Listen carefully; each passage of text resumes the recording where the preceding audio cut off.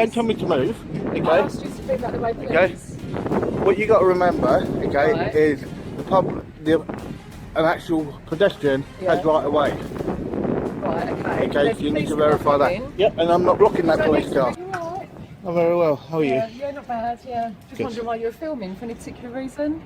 Well, do you mind identifying yourself properly instead of just showing that? What's your name? SC Cat Warnett. And your shoulder number. 4518 SC. Thank you very much. Why are you filming the police station? Because I'm doing. Because I want to. Huh? Because I want to. Okay. That's all I wanted to know. Yep, it's a public building. Yeah. And so I'm filming a public That's building. fine. We have to ask because the terrorist threat is quite high. It's quite severe at the moment, okay? Do you suspect me of being a terrorist? No, not at all. What does a terrorist look like? Exactly. Exactly. So why Thank even you. bring that up? I'm just going to help a gentleman that's just hit his head, okay?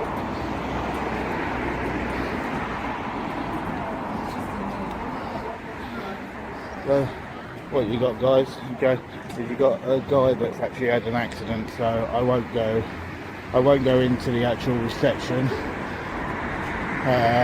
because of what's happened, I believe. So let's have a look at the actual message boards.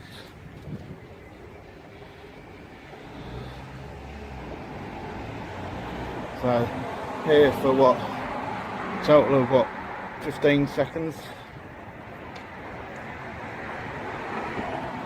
and you already then get the Terrorist Act sort of thrown. Okay, as I said, guys, I won't go into the actual reception part purely because I do believe that there is a gentleman that had a fall and has cracked his head open, and the paramedics are actually with him just inside, and I do believe that the fall happened just on that corner, just by that white car. The audit starts off in a calm manner, but the first exchange raises red flags.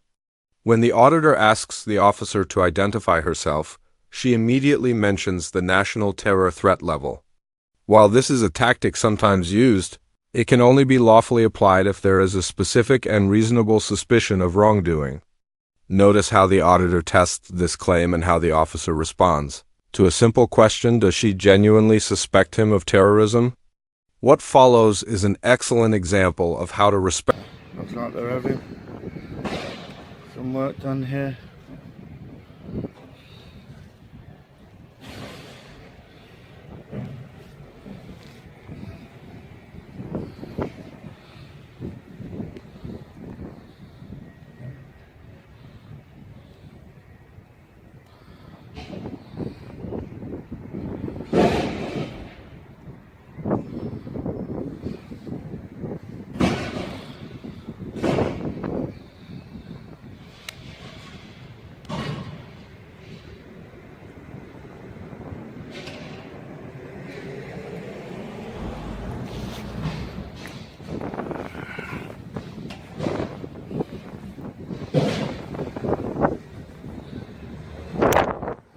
I do believe there is someone in that marked vehicle there, from what I can see.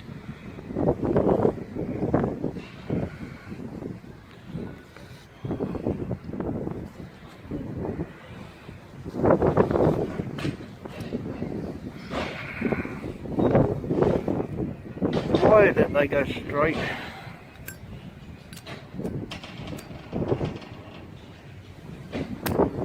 For mentioning terrorists.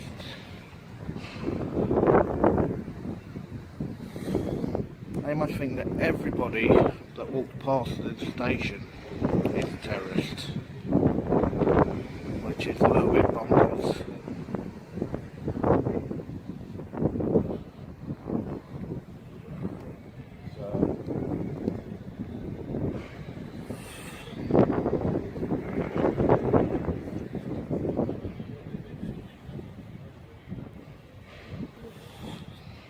So, well, what I do, guys, is at the moment there doesn't seem to be much going on.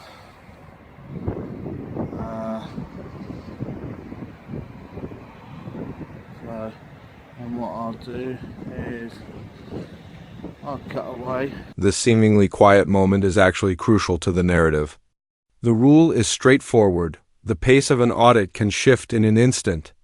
At this point, Pete is merely recording the building from public land. Yet the officer's earlier reference to terrorism still lingers. This calm before the storm creates tension and emphasizes the waiting game. The question becomes, what will... Can you tell me, is that a work phone? No, it's not. Is it a personal phone? But like you're using a personal Is phone. it a personal phone? Yes or no? Yeah, it's like- Okay, right. You need to delete that. If not, I'll be going in to see your inspector. You are not allowed to take a photo of me on your own personal phone. Right, Okay, and that is what the law actually is. Like, why are you recording? Okay.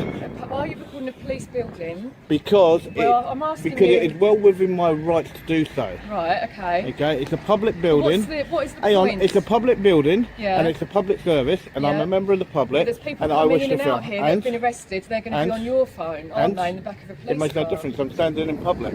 No, you're actually in the yard going It's down. public property. Right, this is a police station. It's public property, It's a police station, and and you're obscuring police vehicles. I'm not stopping any vehicles. Could you move out the way, No, please? don't tell me to move. I Okay. asked you to move out the way, please. Okay. What you got to remember, okay, Right. is an actual pedestrian has Yeah. right away. Right, okay. Okay, There's so you need police to car verify that. coming. Yep, and I'm not blocking that You don't police need to car. recite the highway I'm not. code to me. I'm not blocking that Yeah, I vehicle, asked you to move out the way. and I'm not blocking that vehicle. So let's what's the verify point that. in, Okay. Well, either way, as Yeah. I said, you either delete that photo or I go in and see your inspector. Well, that's fine. Go in and see the inspector. Okay. That's fine. That's fine. So, be good. Be good. That's something that you should not be doing. Huh? Oh, I'm being told the highway code and to be good. I've only asked you why you're recording a police station. This represents a significant escalation and a possible data protection concern. The guideline is clear. Officers are generally not permitted to use personal devices for official policing activities. Pete claims the officer took his photo on her personal phone, which doesn't have the security or oversight of an official work device. Her dismissive response, attempting to question his rights instead, falls short of professional standards. The question now is how will... Because it's my right to do so. Right, okay. Can you move out the way of the police car, please? I'm out of the way. I'm out of the And what will way. you be doing with that footage? It makes no difference what I'm doing with it. Huh? It does. No, it doesn't. Could you please move on? No, I don't need to move on. So, Don't tell me to move on. This doesn't mean anything. Don't tell me you. to move on. I don't need to move on. Well, we do have powers to stop and search. Yeah. Section 43 of the Oh, so you're going to use section 43? So what is your actual reasonable suspicion then? What is your reasonable suspicion? And if you actually believe that I'm a terrorist, then actually go in and actually contact your counter-terrorism team, okay? And then if they've actually got suspicion on me, then fine, then use section 43. Yeah, I'm telling Until you then, to be good. I'm not you saying actually I don't am. have that. Yeah, you're telling me what you're doing. I'm telling Well, you. no, you need to make sure that you have reasonable suspicion, because otherwise it's unlawful. Yeah, and No, I don't tell me what to do, okay? Honestly, you just need to move on, not me, you, I'm on a highway too. okay? Fastway. Okay? I know, you're just a little snotty-nosed, stuck-up cow, nothing more.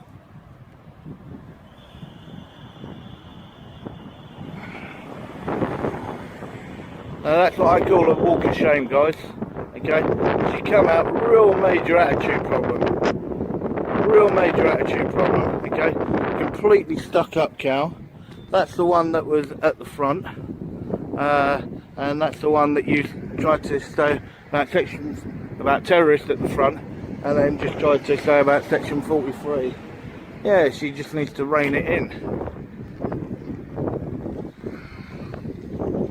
Absolutely ridiculous. In this part of the audit, the officer's authority is being tested. The key point is that powers under the Terrorism Act can only be used when there is a genuine, reasonable suspicion. Pete rightly challenges her to explain the basis for her suspicion rather than simply accepting a vague claim. The exchange becomes personal, appearing as an attempt to assert control without a proper legal foundation. Notice how she tries to regain. So yeah, so what I do is I will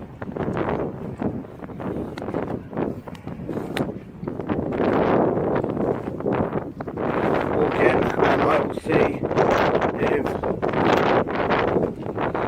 sergeant or an inspector is free. When I sort of do get the actual name, I may lose you for a split second on the camera, but then I will come back. But yeah, what a right stuck up little cow, and that's what she was, a stuck up cow. Now, you know guys, I do apologise for that. I don't normally respond in that way, but when you got somebody and they're stuck up and they think that they're superior to you, sometimes they have to be cut dead, so to speak. So yeah, so as I said, I'll go in, and what I'll do is, because there's a guy there, I'm just going to actually stop it there, and then I'll come back to you in a minute. Okay guys, I just went in. There is no duty sergeant or duty inspector here at this station. This step is both reasonable and crucial for ensuring accountability. One fundamental principle of policing is that a supervisor should be accessible to address complaints.